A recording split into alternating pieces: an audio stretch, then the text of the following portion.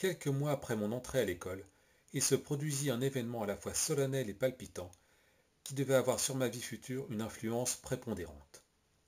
Mon père arriva à la maison avec un livre pour moi.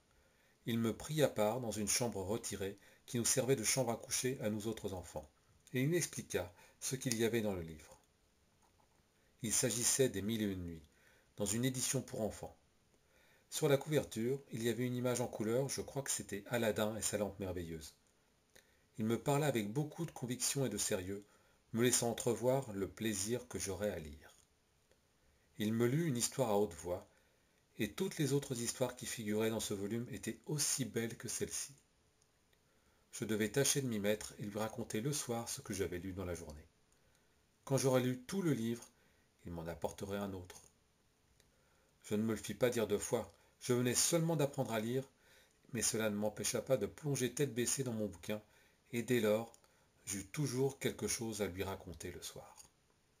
Il tint sa promesse, il y avait régulièrement un nouveau titre, et je ne demeurai pas un seul jour en mal de lecture.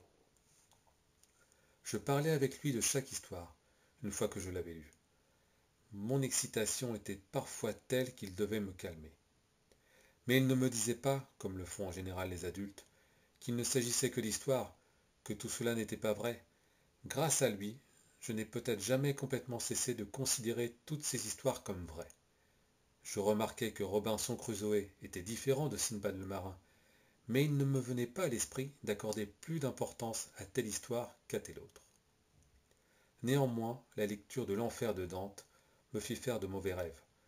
Quand j'entendis ma mère lui dire « Jacques, tu n'aurais pas dû lui donner cela, il est encore trop jeune », je redoutais de ne plus recevoir de livres et pris l'habitude de garder mes rêves pour moi.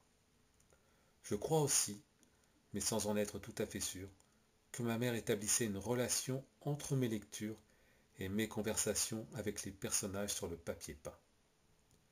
C'est à cette époque-là que j'ai le moins aimé ma mère.